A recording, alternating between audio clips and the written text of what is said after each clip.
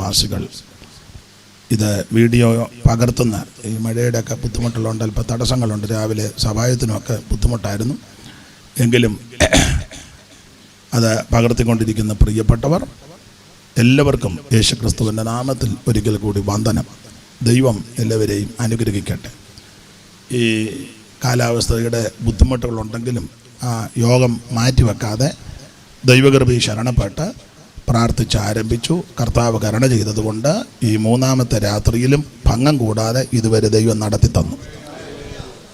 സാധാരണ മഴയാന്നേ ഒന്നേ വിളിച്ച് പറയും, അല്ലേ പാസ്റ്ററോ വിശ്വാസിയോ ആരെങ്കിലും പറയാം നമ്മളെ യോഗം ഒന്ന് മാറ്റി, എങ്ങനെ ഒരു പോംവഴി ഉണ്ടെന്ന് നോക്കിയിരിക്കുക.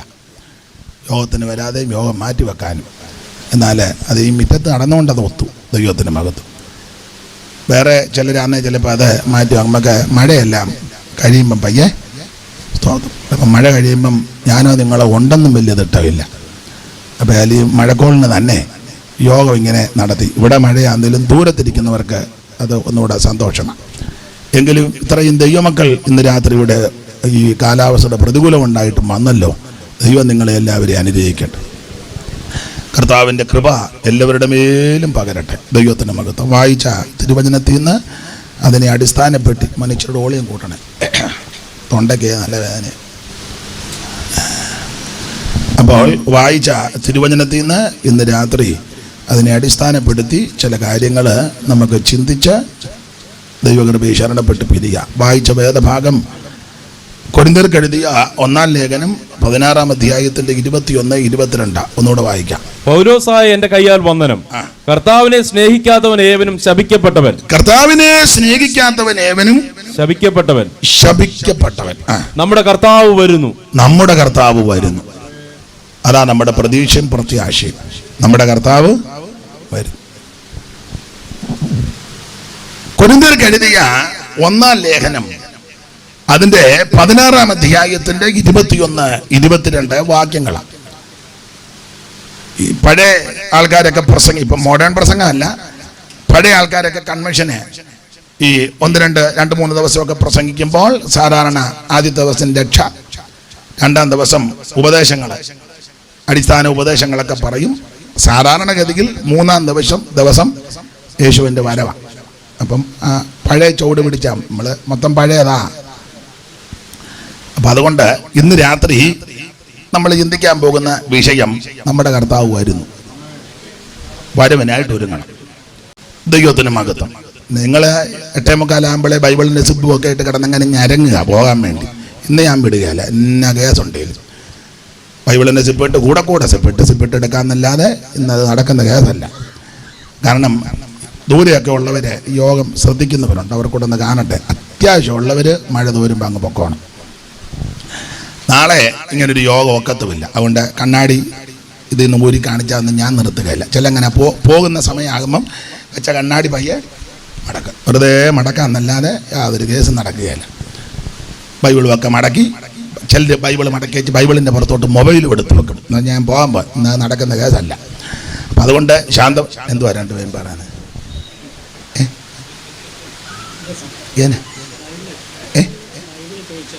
അത് കൊടുത്തോ. അപ്പൊ ശ്രദ്ധിച്ചേ, ഇവർ ഈ ഇടയ്ക്ക് സംസാരിക്കുമ്പോൾ നമുക്ക് ശ്രദ്ധ മാറും. അപ്പം അതുകൊണ്ടാണ്, കുഴപ്പമൊന്നുമില്ല, ഗുണമുള്ള കാര്യമാണ് പറഞ്ഞ്. അപ്പൊ ശ്രദ്ധിക്കുക. ഇന്ന് രാത്രി എടുത്ത വാക്യം ഇതാ, നമ്മുടെ കർത്താവ് വരുന്നു. ലോകമാകെ ഇളകുന്നേ, രാജ്യം ഞെട്ടി വിറയ്ക്കുന്നേ.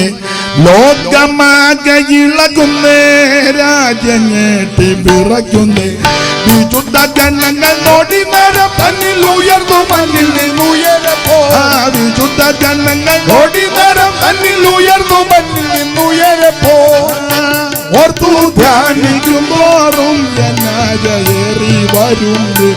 ഓർത്തു ധ്യാനിക്കും തോറും ജനാജയേറി വരുന്നേ. വരുമേ തിരുവായ് മൊഴിഞ്ഞവൻ അരുളിക പോൽ വചനം നിറവേറ്റാൻ അന്ന് സഭയെ ചേർക്കുവാൻ വേഗം മഹിമയിലെടുപ്പാൻ കൊണ്ടുവിരുന്നു ശാലയിൽ പോയി ചേർത്ത് പന്തിയിലിരുത്താൻ. കൊണ്ടുവിരുന്നു ശാലയിൽ പോയി ചേർത്ത് പന്തിയിലിരുത്താൻ.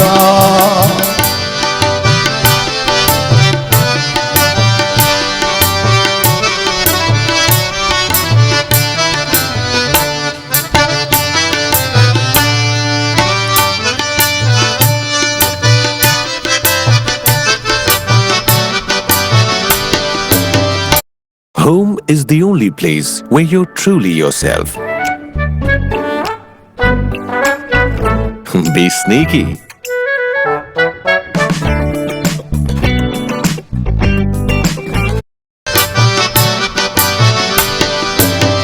സ്വർഗീയ നാടെന്നു കാണാം എന്റെ വീട്ടിലെന്നെത്താൻ. സ്വർഗീയ നാടെന്നു കാണാം എന്റെ വീട്ടിലെന്നെത്താം. നവജെറുസലേം മഹിമ നിറഞ്ഞു ഇറങ്ങി വരുന്ന സമയമോർക്കുമ്പോൾ, നവജെറുസലേം മഹിമ നിറഞ്ഞു ഇറങ്ങി വരുന്ന സമയമോർക്കുമ്പോൾ സ്നേഹം വർദ്ധിച്ചിടുന്നേ, പ്രത്യാശ ഏറി വരും. സ്നേഹം വർദ്ധിച്ചിടുന്നേ, പ്രത്യാശ ഏറി വരുന്നേ. വരുമേ. തിരുവായി മൊഴിഞ്ഞവൻ അരുളിയ പോൽ വചനം നിറവേറ്റാൻ വന്നു സഭയെ ചേർക്കുവാൻ വേഗം മഹിമയിലെടുപ്പാൻ കൊണ്ടുവീരുന്നു ശാലയിൽ പോയി ചേർത്ത് പന്തിയിലിരുത്താൻ. കൊണ്ടുവീരുന്നു ശാലയിൽ പോയി ചേർത്ത് പന്തിയിലിരുത്താൻ. കൊണ്ടുവരുന്നു ശാലയിൽ പോയി ചേർത്ത് പന്തിയിലിരുത്താൻ. കൊണ്ടുവീരുന്നു ശാലയിൽ പോയി ചേർത്ത് പന്തിയിലിരുത്താൻ. നമ്മുടെ കർത്താവ് വരുന്നു. ഇന്ന് രാത്രി യേശുക്രിസ്തുവിന്റെ വരവിനായി എന്നെ കേൾക്കുന്ന സകലരും ഒരുങ്ങണം. Praise the Lord. ഈ കൊരിന്ത്യ ലേഖനം പൗലോസ് എഴുതിയത്, അതിന്റെ പ്രധാനപ്പെട്ട വിഷയം ദൈവമക്കളുടെ വിശുദ്ധീകരണമാണ്. ദൈവമക്കളുടെ വിശുദ്ധീകരണം, ദൈവമക്കളുടെ ശുദ്ധീകരണം, ജീവിതത്തിന്റെ ക്രമീകരണം. പൗലോസിന്റെ 3 ലേഖനങ്ങൾ തർജ്ജന ലേഖനങ്ങളാണ്. അത് ഗലാത്യ ലേഖനവും കൊരിന്തി ലേഖനവും എബ്രായ ലേഖനം, ഇത് 3 തർജ്ജന ലേഖനമാണ്.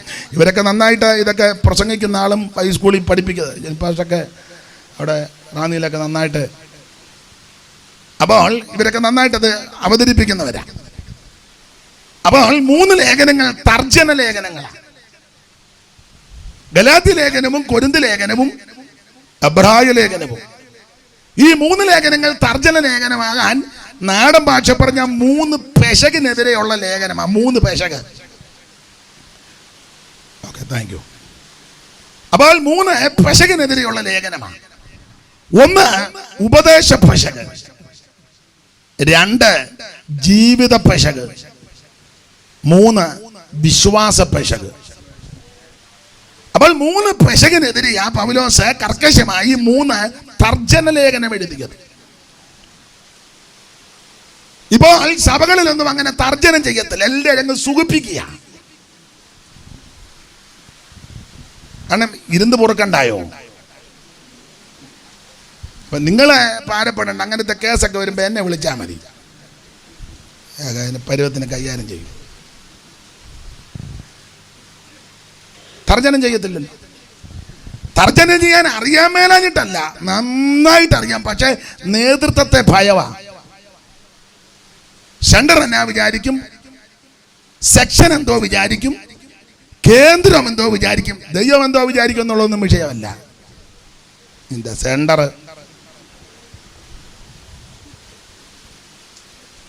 ഞാൻ ആർക്കും എതിരൊന്നുമല്ല, ഞാൻ ദൈവത്തെ ഭയപ്പെടുന്നു. സഭയ്ക്കകത്ത് കർക്കശമായി തർജ്ജനം ചെയ്യണം. പൗലോസ് ആ കാര്യം വളരെ ക്ലിപ്തമായിട്ട് പറയുന്നുണ്ട്. ആ വചനം പ്രസംഗിക്കുക, സമയത്തിലും അസമയത്തിലും ഒരുങ്ങിയിരിക്കുക, സകല ദീർഘക്ഷമയോടും ഉപദേശത്തോടും കൂടെ ശാസിക്കുക. അടുത്ത പദമാ തർജ്ജനം ചെയ്യുക. നന്നായിട്ട് തർജ്ജനം ചെയ്യണം.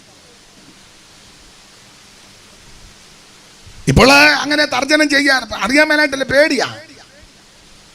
പാസ്റ്ററെങ്ങാനും ചെങ്ങന്നൂർ ടൗൺ സഭയിൽ നിന്ന് തർജ്ജനം ചെയ്താൽ അന്നേരം നിങ്ങൾ ഒന്ന് സെക്ഷൻ, ഇതിന് സെൻട്രൽ നല്ലല്ലോ, സെക്ഷന് വിളിക്കും, കമ്മിറ്റി കൂടുമല്ലേ, നേരെ പുനലൂരിന് വണ്ടി വിടും. ഇപ്പം പിന്നെ വിടണ്ടല്ല, മൊബൈലുള്ളത് കൊണ്ട് കുത്തിയും തോണ്ടിയും. ചുരുക്കി പറഞ്ഞാൽ അങ്ങേരുടെ സ്വത്തത കെടുത്തിക്കളയും. ഇത് ചെങ്ങന്നൂർ ടൗൺ സഭ ആയതുകൊണ്ട് അങ്ങനെ പറയുന്നത്. പുലിയൂരായിരുന്നെങ്കിൽ ഞാൻ പുലിയൂരെന്നേ പറയുള്ളൂ. സ്തോത്രം. മര പറഞ്ഞല്ലയോ കൊടിയിടുന്നത്. ചൊല്ലി പറയാനുണ്ട് പാസ്റ്റർമാരെ, കുഴപ്പമില്ല. ഇവിടുത്തെ കാര്യമല്ല, ഞാൻ കാവാലത്തെ കാര്യം ഞാൻ കാവാലത്തി എന്ന് പറഞ്ഞോളാം. ഇപ്പോൾ ഇവിടുത്തെ കാര്യമാണ്. ഇവിടെ അല്ലേ യോഗം നടക്കുന്നേ. നീ ദൈവത്തെ ഭയപ്പെടണം. അപ്പോൾ തർജ്ജനം ചെയ്യണമെന്നുള്ളത് ദൈവത്തിന്റെ ഹിതമാണ്. അംഗീകരിക്കുവോ അംഗീകരിക്കാതിരിക്കുകയോ, ഉൾക്കൊള്ളുകയോ ഉൾക്കൊള്ളാതിരിക്കുകയോ, കൈ തരുകയോ കൈ തരാതിരിക്കുകയോ, കാശ് തരുകയോ കാശ് തരാ, അതൊന്നും വിഷയമുള്ള കേസല്ല. ദൈവമേൽപ്പിച്ച ശുശ്രൂഷ നന്നായി ചെയ്തോണം.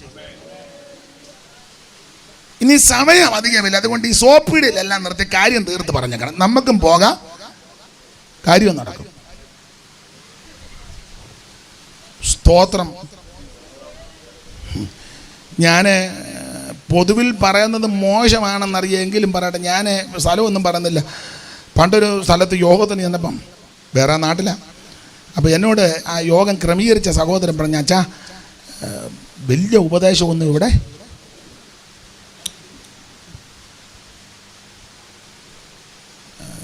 പിന്നെ ഇവിടുത്തെ ഈ സഭയുടെ ഒരു ഒത്തിരി വലിയ സഭയാണ്, ആളൊക്കെ എമ്പിടിയാണ്. ഈ സഭയുടെ ഒരു പ്രത്യേകത, അവർക്ക് ഇഷ്ടപ്പെടുക എന്നെങ്കിൽ പിന്നെ കൂടെ കൂടെ. ഞാൻ പറഞ്ഞു, ഞാനൊന്നും പറയത്തില്ല, നിനക്ക് എന്നെ അറിയത്തില്ലയോ? അപ്പോൾ അവൻ പറഞ്ഞു, ഞാൻ കമ്മിറ്റിക്കാരോടൊക്കെ ഒത്തിരി കാര്യം പറഞ്ഞ ഞാനൊന്നും പറയത്തില്ല എന്നൊക്കെ ഞാൻ പറഞ്ഞ ഒരു പ്രോഗ്രാം. ഞാൻ ചെന്നപ്പോൾ എനിക്ക് സന്തോഷം തോന്നി. ഒരു 400 പേരുണ്ട്, നല്ലൊരു സദസ്സ്. ഇരിപ്പൊക്കെ മനോഹരമാണ്, രാജാക്കന്മാരുടെ പുസ്തകത്തിൽ വായിക്കും പോലെ. പക്ഷേ പിന്നെ ദൈവകൃപയെ ഞാൻ ഉപവസിച്ച് പ്രാർത്ഥിച്ചൊക്കെയാണ് ചെന്നത്. ദൈവകൃപയെ ശരണപ്പെട്ട് ശുശ്രൂഷിച്ചു. എന്നെ വിളിച്ചവൻ അവിടുത്തെ ഒരു കൊച്ചു മൂപ്പന, അവൻ സൈഡിൽ ഇരിപ്പുണ്ട്. അതുകൊണ്ട് ഞാൻ അവനെ മറഞ്ഞു നിന്നാ പ്രസംഗിച്ചു. അല്ലെ ഇവൻ എന്നെ കണ്ണ് കാണിക്കിയിരിക്കാൻ, അതിന് ഞാൻ അവനെ മറഞ്ഞു നിന്നാ പ്രസംഗിച്ചു. അവൻ പുറകെ ഇരിപ്പുണ്ട്. അല്ലെ അവനെ ഇടയ്ക്ക് നോക്കി അവൻ കണ്ണ് കാണിക്കുന്നോളാം. നമ്മൾ കുറച്ച് ആളായതുകൊണ്ട് ദൈവകൃപയെ ശരണപ്പെട്ട് ശുശ്രൂഷിച്ചു. നന്നായിട്ട് എനിക്ക് തന്ന കൃപയ്ക്കനുസരിച്ച് മനസ്സിലാക്കിയെടുത്തോളം കാര്യങ്ങൾ ഏറെക്കുറെ പറഞ്ഞു. യോഗം കഴിഞ്ഞപ്പോൾ ആരും ഒന്നും മിണ്ടിയൊന്നുമില്ല. പല കാര്യമുണ്ടല്ല, ഇപ്പോൾ പൊതുവെ പറയുന്നില്ല. അങ്ങനെ വലിയ ആരും മൈൻഡ് ചെയ്യുന്നില്ല. എല്ലാവരും അങ്ങോട്ടും ഇങ്ങോട്ടും പോയപ്പം യോഗം നടന്നുകൊണ്ടിരിക്കുമ്പോൾ പുറകിലെ ഒരു പ്രായമുള്ള അമ്മ, എനിക്ക് തോന്നുന്നൊരു 10-65 വയസ്സ് കാണുമായിരിക്കും അന്ന്. ഇപ്പോൾ അവരുണ്ടോ എന്ന് പോലും അറിയാൻ മേല. പുള്ളിക്കാരി പുറകിരുന്ന് സന്തോഷിക്കുകയും കൈപൊക്കുകയും ഇടയ്ക്ക് എന്നോട് കാണിക്കും. പുറകിരിക്കുന്നതുകൊണ്ട് എല്ലാവർക്കും കാണത്തില്ല. എനിക്ക് മനസ്സിലായില്ല ആരാന്ന്. യോഗമെല്ലാം കഴിഞ്ഞ് ആരും അങ്ങനെ കൈ തരുന്നില്ല, മൈൻഡ് ചെയ്യുന്നില്ല. അങ്ങനെ സൂക്ഷിച്ചേ. അപ്പം യവൻ വന്ന് പറഞ്ഞു, സൂക്കേട് തീർന്നല്ലോ, ഞാൻ എന്ത് ബുദ്ധിമുട്ടിയാ. എൻ്റെ പണി നോക്കി. യോഗം കഴിഞ്ഞപ്പോൾ ഈ മാന്യ വനിത വന്നുവെച്ച് എൻ്റെ അമ്മയുടെ പ്രായം, അമ്മയെക്കാളും പ്രായമുണ്ടെന്ന് എനിക്ക് കൈ തന്നു വെച്ച് പറഞ്ഞ്, നല്ല ശുശ്രൂഷയായിരുന്നു, ഞാനിരുന്ന് ആസ്വദിക്കുകയായിരുന്നു. വേർപാടും ഉപദേശമൊക്കെ ഇവിടെ വന്ന് പറയാൻ ധൈര്യം കാണിച്ചല്ലോ. ഈ സഭയുടെ ആരംഭകാലം മുതൽ ഞങ്ങളുള്ളതാണ്. അന്നൊക്കെ നല്ല ഉപദേശത്തിൽ നല്ല ചിട്ടയില്ല. പിന്നെ ഇപ്പോൾ എൻ്റെ ഹസ്ബൻഡ് മരിച്ചു, ആരംഭ സമയത്തുള്ളത് ചിലർ പോയി. ഇപ്പോൾ ഈ പിള്ളേർ സെറ്റ് കയറി, അതുകൊണ്ട് ഞങ്ങൾക്കിപ്പോൾ ഒന്നും മിണ്ടാൻ മേലാത്തൊരു സ്ഥിതിഗതിയായി. എന്നാ ചെയ്യാൻ, ഇതെല്ലാം കണ്ട് ഞരങ്ങുക. ഒത്തിരി നാൾ കൊണ്ട് പ്രാർത്ഥിക്കുക, ദൈവമേ ഇതൊക്കെ ഒന്ന് പറയാനായിട്ട് ആരെയും ദൈവം ഇവിടെ. അങ്ങനെ ഇരുന്നപ്പോഴാണ് എന്നോട് പറഞ്ഞ, അങ്ങനെ ഇരുന്നപ്പോഴാണ് മോൻ വന്നത്. ഞാൻ പ്രാർത്ഥിക്കണേ, ഞാൻ പറഞ്ഞു എനിക്ക് വേണ്ടിയും പ്രാർത്ഥിക്കണേ. എന്നിട്ട് എന്നോട് പറഞ്ഞു, പിള്ളേരുടെ കൂടെ താമസിക്കുന്ന മോൻ ഇവിടെ ഇല്ല, ഞാനിപ്പം തന്നെയാണ്. അപ്പം മോൻ വരുമ്പോൾ ഞാനൊന്ന് വിളിക്കും, വീട്ടിലോട്ടൊന്ന് വരണേ. ഞാൻ പറഞ്ഞു കർത്താവ് അനുവദിച്ചാൽ വരാം. അത് കഴിഞ്ഞ് ചേച്ചി അമ്മ ബാഗ് തുറന്ന് വെച്ചാൽ അത് അവിടെ വെച്ചങ്ങാണ്ട് ചെയ്തതാ ഒരു ചെക്ക്. അത് പിന്നീടാ വീട്ടിൽ താമസിക്കുന്നിടത്ത് ചെന്നാണ് നോക്കിയത്. അത് കവറിനകത്തിട്ട് പറഞ്ഞ് ഇതൊരു ചെറിയ സ്വോത്ര കാഴ്ച, ഇത് വാങ്ങണം. അപ്പോൾ കൂടെ നിന്നും പറഞ്ഞ് മേടിച്ചോളാൻ പറഞ്ഞു. അവനറിയാം ഇവിടെ നിന്നൊന്നും കിട്ടുകയില്ലെന്ന്. പിന്നെ ഉള്ളതായാലും ആട്ടം നോർത്ത് അവൻ കണ്ണു മേടിച്ചോളാൻ പറഞ്ഞു. അപ്പം ഞാൻ ആദ്യം ഒന്ന് അമാന്തിച്ചു. ഞാൻ പറഞ്ഞു മേടിച്ചു. ഞാൻ അവർ വളരെ സന്തോഷത്തോടെ ഇത് സ്വീകരിക്കണം എന്നെ പ്രാർത്ഥിച്ചു, മേടിച്ചു. ഞാൻ താമസിക്കുന്ന വീട്ടിൽ ചെന്ന് പിന്നെ പ്രാർത്ഥനയൊക്കെ കഴിഞ്ഞ് ഈ കവർ പൊട്ടിച്ചപ്പം പൊതുവിൽ നിന്നും പറയുന്നില്ല, നല്ലൊരു എമൗണ്ട് ആ ദൈവദാസി തന്നു. അന്നേരം ഞാൻ ഈ ചെക്ക് വണ്ടിയെ കൊണ്ട് കൊടുത്തു. നീ അല്ലേ പറഞ്ഞ ഉപദേശം പറഞ്ഞാൽ കാശ് കിട്ടുകയില്ലെന്ന്.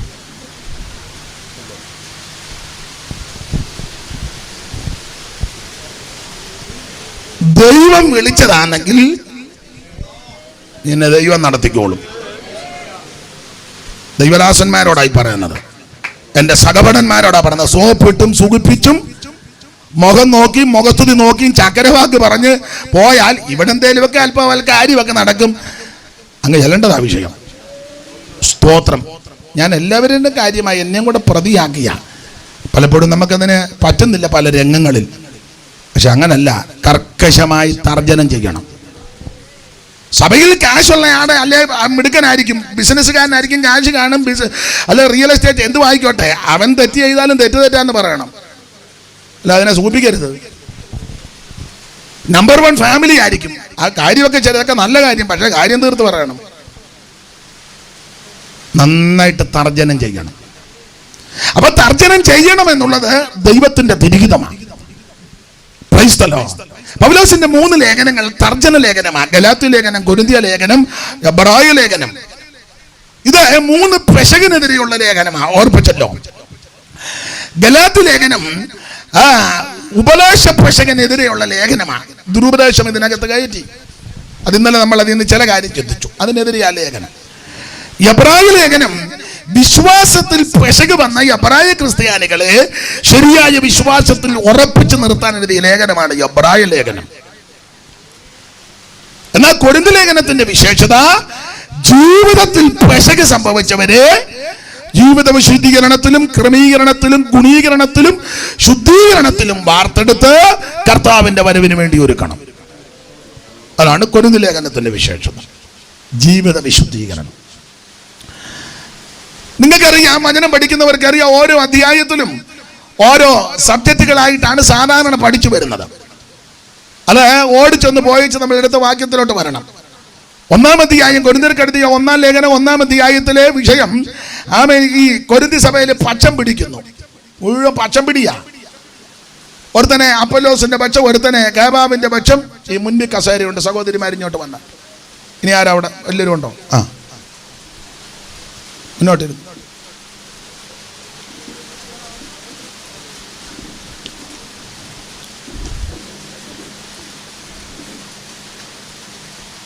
അപ്പോൾ 1-ാം അധ്യായത്തിൽ പക്ഷം പിടിക്കുന്ന സഭയ്ക്കകത്ത് പക്ഷം, അത് പാടില്ല. സഭ ദൈവത്തിൻ്റെതാണ്. കർത്താവ് വളരെ സ്പഷ്ടമായിട്ട് പറഞ്ഞു, ഞാൻ എൻ്റെ സഭയെ പണിയുമെന്ന. സഭ ദൈവത്തിൻ്റെതാണ്. ആ സഭയ്ക്കകത്ത് വരുന്നവർ പക്ഷം പിടിക്കാൻ പാടില്ല. കാശുള്ളവനെന്നോ കാശില്ലാത്തവനെന്നോ, ഇന്നലെ പറഞ്ഞ പോലെ കറുത്തവനെന്നോ വെളുത്തവനെന്നോ ഉന്നതനെന്നോ കുചേലനെന്നോ കുബേരനെന്നോ നിറവുള്ളവനെന്നോ നിറവില്ലാത്ത ഒന്നും പാടില്ല. ഒന്നും ദൈവികമല്ല. അതൊക്കെ വ്യായി കൊണ്ട് നടക്കുക. ഇതിനകത്ത് പാടില്ല. സഭയ്ക്കകത്ത് പക്ഷം പിടിക്കരുത്. 1-ാം അധ്യായത്തിൽ സഭയ്ക്കകത്ത് പക്ഷം. ആ 1:12 വായിച്ചേ. നിങ്ങളിൽ ഓരോരുത്തൻ, ഞാൻ പൗലോസിന്റെ പക്ഷക്കാരൻ, ഞാൻ പൗലോസിന്റെ പക്ഷക്കാരൻ, ഞാൻ അപ്പൊല്ലോസിന്റെ പക്ഷക്കാരൻ, ഞാൻ അപ്പൊല്ലോസിന്റെ പക്ഷക്കാരൻ, ഞാൻ കേഫാവിന്റെ പക്ഷക്കാരൻ, ഞാൻ ക്രിസ്തുവിന്റെ പക്ഷക്കാരൻ എന്നിങ്ങനെ പറയുന്നത് പോൽ ക്രിസ്തു വിഭാഗിക്കപ്പെട്ടിരിക്കുന്നുവോ? ക്രിസ്തു വിഭാഗിക്കപ്പെട്ടിരിക്കുന്നുവോ? പൗലോസ് നിങ്ങൾക്ക് വേണ്ടി ക്രൂശിക്കപ്പെട്ടുവോ? അല്ല, പൗലോസിന്റെ നാമത്തിൽ നിങ്ങൾ സ്നാനം ഏറ്റുവോ? അപ്പൊ ശ്രദ്ധിക്കുക, ഇതിനകത്ത് പക്ഷം പിടിക്കാൻ പാടില്ല. ഇതിനകത്ത് കക്ഷി പക്ഷ വർഗ വർണ്ണ വ്യത്യാസം ദൈവസഭയ്ക്കകത്ത് പാടില്ല. എല്ലാവരുടെയും ഒന്നും മുഖം തെളിയത്തില്ലെന്ന് എനിക്കറിയാം. സ്തോത്രം. നാം ഒരപ്പത്തിന്റെ അംശികളാണ്. സ്തോത്രം. ഇപ്പൊ നിങ്ങൾ ചില സഭകളിൽ ചെന്ന്, കാശുള്ളവരെല്ലാം കൂടെ ഒരു സഭ, കാശില്ലാത്ത എല്ലാം കൂടെ വേറെ സഭ. കാഞ്ഞിരപ്പള്ളി സൈഡിലും ഒക്കെ ഉണ്ട് അങ്ങനെ. കാശുകാരെല്ലാം കൂടെ അവര് കാശില്ലാത്തൊരു വരണ്ടെന്നൊന്നും പറയത്തില്ല. അത് ചിലരുടെ സൂത്രം നിങ്ങൾ കണ്ടോ. വരരുതെന്നും പറയല. ചെന്ന് കഴിഞ്ഞാൽ മൈൻഡ് ചെയ്യത്തില്ല. 3 ആഴ്ച ചെല്ലും, പിന്നെ ആരും അങ്ങോട്ട് പോകുന്നത്. അപ്പം വരണ്ടെന്നവർ പറഞ്ഞുമില്ല. യുദ്ധങ്ങളോട്ട് നിങ്ങൾക്ക് മനസ്സിലാകുന്നില്ല. സൂത്രം കണ്ടോ?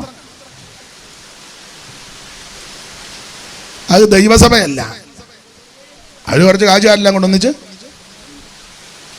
കാശില്ലാത്തതെല്ലാം കൂടെ ഒരു സഭ, ഗതികേട് പിടിച്ചതെല്ലാം കൂടെ, അതൊന്നും സഭയല്ല. നമ്മളെ ആർക്കും വേണ്ട, നമ്മളെല്ലാം കൂടെ എന്നാ ചായ്പിനകത്ത്.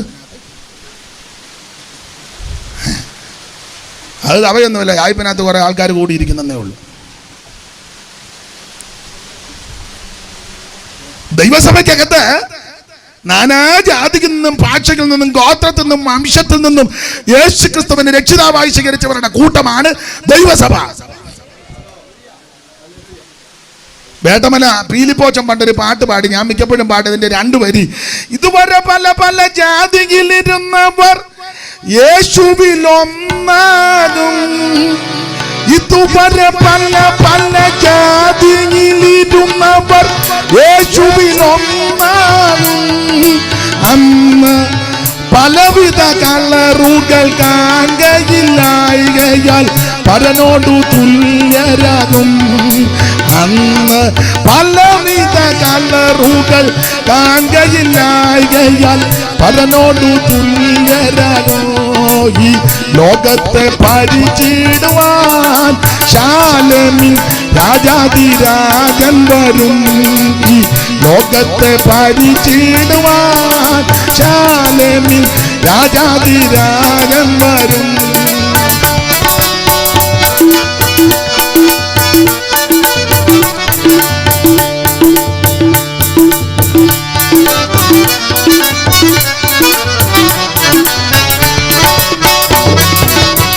സംഗതി പാടില്ല ഈശനി പാരിടം ഭരിച്ചിടുമ്പോൾ.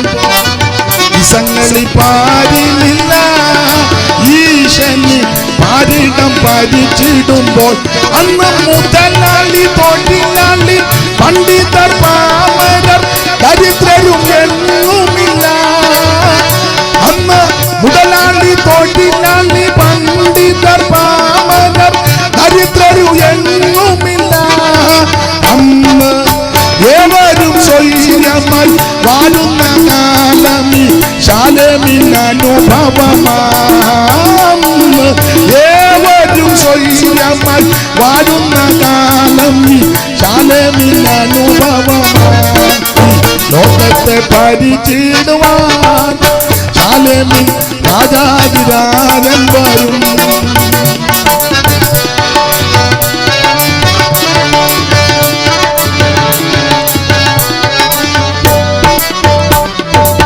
അപ്പൊ ശ്രദ്ധിക്കുക, ഇതിനകത്ത് പക്ഷം പിടിക്കരുത്. ലോകത്തിലുള്ള ഇത് ലൈവ് പോകുന്നത് കൊണ്ട് അങ്ങനെ തീർത്ത നിങ്ങളുടെ കാര്യം മാത്രമല്ല, ലോകത്തിലുള്ള സകല രക്ഷിക്കപ്പെട്ട ദൈവമക്കളോടാ പറഞ്ഞത് പക്ഷം പിടിക്കരുത്. അത് ദൈവികമല്ല. സ്തോത്രം. ദൈവം അത് ഇഷ്ടപ്പെടുന്നില്ല.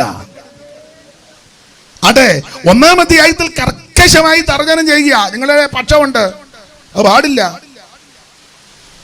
കോവയുടെ ആൾക്കാർ വന്ന് നിങ്ങളുടെ ചരിത്രമൊക്കെ പറഞ്ഞിട്ടുണ്ട്, അത് പാടില്ല. സ്തോത്രം എന്ന് പറഞ്ഞാൽ ദൈവസഭയ്ക്കകത്ത് തണ്ടി തിരിക്കരുത്. അങ്ങനെ കൊച്ചിലെ കളിക്കും പറയേ തണ്ടി തിരിച്ചുള്ള കളി ഇല്ലേ? ഇപ്പോഴത്തെ കളിയൊക്കെ വേറെ കളിയാ. ഞാൻ പഴയ കളികളൊക്കെ പറയുന്നത്. കബഡി കളി,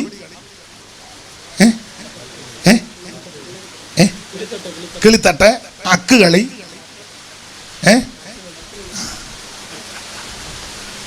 ഇപ്പോഴത്തെ കളികളാണ്ട് പിള്ളേർ മൊബൈലിൽ കൂടെ വെടിവെക്കുന്ന കളിയാ. എന്തുവാണ് എൻ്റെ ഒരു പേര്?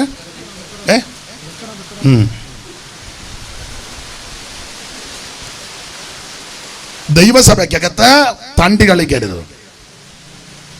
നാം ഒരപ്പത്തിന്റെ അംശികളാണ്. ഈ ദൈവസഭയ്ക്കകത്ത് കളിച്ചവരാരും ശരിക്ക് പോയിട്ടില്ല. ദൈവസഭയ്ക്കകത്ത് കളിക്കുന്ന ദൈവത്തോട് കളിക്കുക. സ്തോത്രം. ഈ മാർഗക്കാരെ ഇന്നലെ കേട്ടല്ലോ, ഓർപ്പിച്ചല്ലോ.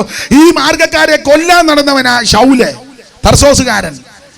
ഡമസ്കസിന്റെ പടിവാതിക്കൽ വെച്ച് പിടികൂടി ചോദിച്ചു, നീ ആരാ കർത്താവേ? മറുപടി, നീ ഉപദ്രവിക്കുന്ന യേശുവാണ്. യേശുവിനെ ഇന്ന് വരെ ശൗല് ഉപദ്രവിച്ചിട്ടില്ല. പക്ഷെ യേശുവിനെ രക്ഷിതാവായി സ്വീകരിച്ചവരെ ഉപദ്രവിച്ചു. അത് യേശുവിനെ ഉപദ്രവിക്കുക. പാമ്പിടിച്ച് ഉപദേശിമാരെ നീ തോണ്ടിയാൽ സൂക്ഷം നീ വിവരം അറിയും. മേടിച്ചു കെട്ടും, നീ മേടിച്ചു കെട്ടും, നിന്റെ കുടുംബക്കാരും മേടിച്ചു കെട്ടും. എത്ര എത്ര ചരിത്രങ്ങളാ.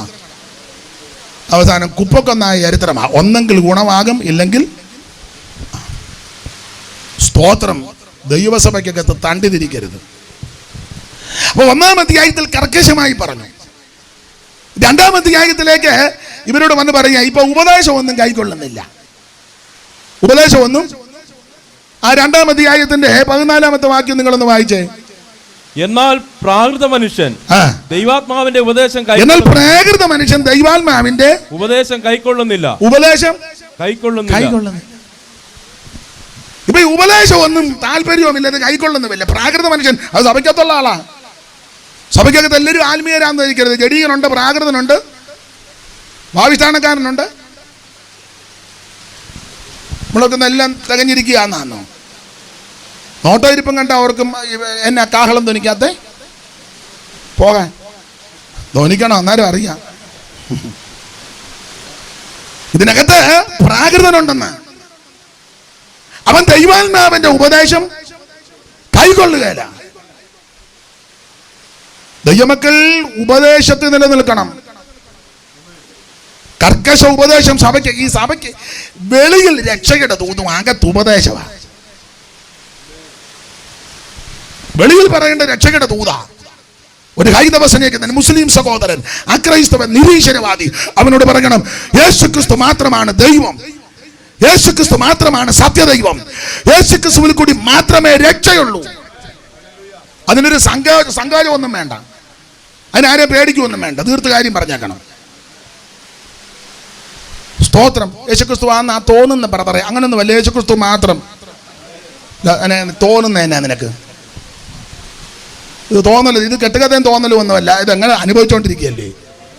അവിടുന്ന് മാത്രമാ ദൈവം, യേശു മാത്രമാ സത്യദൈവം, യേശു മാത്രമാ നിത്യദൈവം, അവിടുന്ന് മാത്രമാ ദൈവം. അത് തീർത്ത് പറഞ്ഞോണം.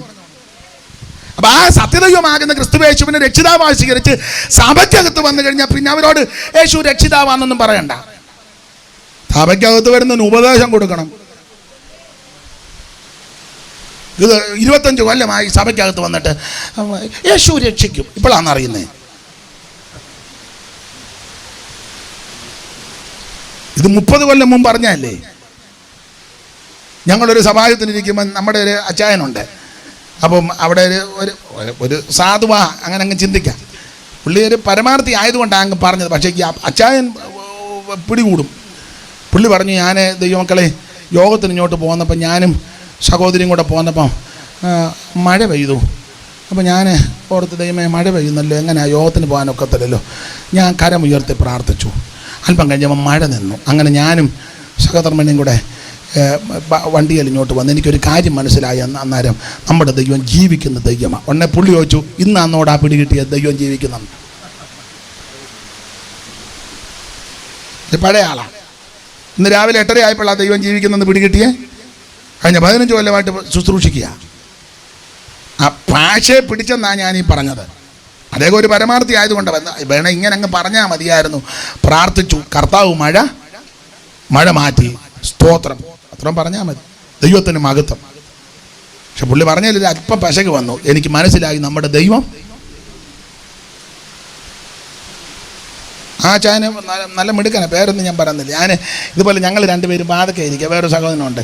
അന്നേരം ഈ വേളാങ്കണ്ണിക്ക് പോകാനായിട്ട് ഈ ഫോട്ടോയും അതിനകത്തൊരു പാത്രവും അതിൻ്റെ ഫോട്ടോയും ആരാണ്ടൊക്കെ നേർച്ച കൊടുത്ത കാശ് വല്ലതും ഉണ്ട്. അപ്പം ഞങ്ങൾ 3 പേരും ഇങ്ങനെ സിറ്റവിട്ടിരിക്കുക. മെയിൻ റോഡാണ്, MC റോഡാണ്. അപ്പോൾ ഈ പുള്ളി നമ്മുടെ അവച്ചാൻ്റെ കാര്യമായി പറയാനേ, റയിച്ചാനറിയാം. ഞങ്ങൾ 3, ഞാൻ റയ്യനും പാച്ചാനും ഇരിക്കുക.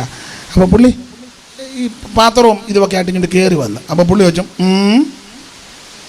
എന്നിട്ട് വന്ന പുള്ളി പറഞ്ഞ് വേളാങ്കണ്ണിക്കാ എന്നെ പറഞ്ഞ് വെളിയിലിറങ്ങിയേച്ച് ഇങ്ങനെ പോകണമെന്ന് പറഞ്ഞു.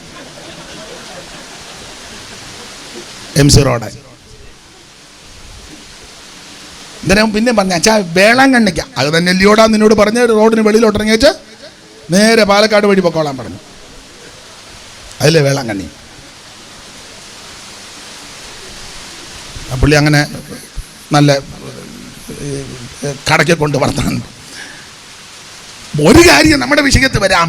പ്രാകൃത മനുഷ്യൻ ദൈവാത്മാവിന്റെ ഉപദേശം കൈക്കൊള്ളുന്നില്ല. ദൈവമക്കൾ ഉപദേശത്ത് നിൽക്കണം, ക്രിസ്തുയേശുവിന്റെ ഉപദേശത്ത് നിൽക്കണം, തിരുവചനത്തിന്റെ ഉപദേശത്ത് നിൽക്കണം. ഇത് കൈക്കൊള്ളുന്നില്ല. ഉപദേശം ഇഷ്ടമല്ലല്ലോ. ദൈവദാസന്മാരൊക്കെ ചെന്ന് ഉപദേശം പറഞ്ഞ് എല്ലാവർക്കും ഇളക്കുകാരെയല്ലേ ഇഷ്ടം. ഉപദേശം പറയുന്നത് ഇഷ്ടമല്ല. ഉപദേശം പറയുമ്പോൾ മുഖത്തൊരു മ്ലാനതയും ഒരു അസ്വസ്ഥതയും എന്തൊക്കെയാണെന്ന് പിന്നെ അങ്ങ് ഈ കഷായം കുടിച്ചതുപോലെ, കയ്പുള്ള കഷായം കുടിച്ചാൽ മുഖത്തൊരു ഷേപ്പ് കേട് കാണും. ലോകത്തിന് വന്നിരിക്കുക കഷായം അടിച്ചേച്ച്. പ്രാകൃത മനുഷ്യൻ ദൈവാത്മാവിന്റെ ഉപദേശം കൈക്കൊള്ളുന്നില്ല. അതാണ് 2-ാം അധ്യായത്തിലെ വിഷയം. 3-ാം അധ്യായത്തിൽ പൗലോസ് പറയാം നിങ്ങളുടെ ഇടയിൽ പിണക്കം ഉണ്ടെന്ന്. നിങ്ങളുടെ ഇടയിൽ പിണക്കം 3:3 വായിച്ചേ. നിങ്ങളുടെ ഇടയിൽ ഈർഷ്യയും പിണക്കവും ഇരിക്കെ, നിങ്ങളുടെ ഇടയിൽ ഈർഷ്യ പിണക്കവും ഇരിക്കെ നിങ്ങൾ ജഡീകന്മാരും ശേഷം മനുഷ്യരെ പോലെ നടക്കുന്നവരുമല്ലേ. അപ്പൊ ശ്രദ്ധിക്കുക, നിങ്ങളുടെ ഇടയിൽ എന്തോ ഉണ്ട്? ഈർഷ്യ, പിണക്കവും. 14-ാം അധ്യായത്തിൽ വരുമ്പോ അന്യഭാഷയുണ്ട്. അപ്പൊ തന്നെ നിങ്ങളുടെ 3-ാം അധ്യായത്തിൽ പറയാ ഇതെങ്ങനെ ഒരു ഉറവയെന്ന് കയ്പും മധുരം കൂടെ പുറപ്പെടുന്നേ? അത് പാടില്ല. നിങ്ങളുടെ ഇടയിൽ ഈർഷ്യയും പിണക്കോ കഴിയുമെങ്കിൽ സകല മനുഷ്യനോട് സമാധാനം ആചരിച്ച് ശുദ്ധീകരണം പ്രാപിച്ചോണം. അപ്പോൾ 3-ാം അധ്യായത്തിൽ പറയാൻ നിങ്ങളുടെ ഇടയിൽ ഈർഷ്യയും പിണക്കവും, അത് പാടില്ല. ഞാൻ വിവരിക്കുന്നില്ല. 4-ാം അധ്യായത്തിൽ കുറെ പേര് ചീർത്തിരിക്കുന്നു. കണ്ടോനും അങ്ങ് ചുമ്മാ ഇരുന്നങ്ങ് വീർക്കുക. ഇവർക്ക് അങ്ങ് തോന്നല ഞാൻ ഏതാണ്ടല്ല ആയി, എനിക്ക് ഏതാണ്ടല്ല അറിയാം, ഞാൻ കുറെ ആയി, ശുശ്രൂഷയുടെ മുഖത്താണ് ഞാൻ, കൺവെൻഷന് തിളങ്ങി നിൽക്കുന്ന ആളാ. ചുമ്മാ അങ്ങ് ചീർക്കുക. എനിക്കെല്ലാം അറിയാം. ഇപ്പോൾ ഈ ഏരിയയിൽ എന്നെ പോലെ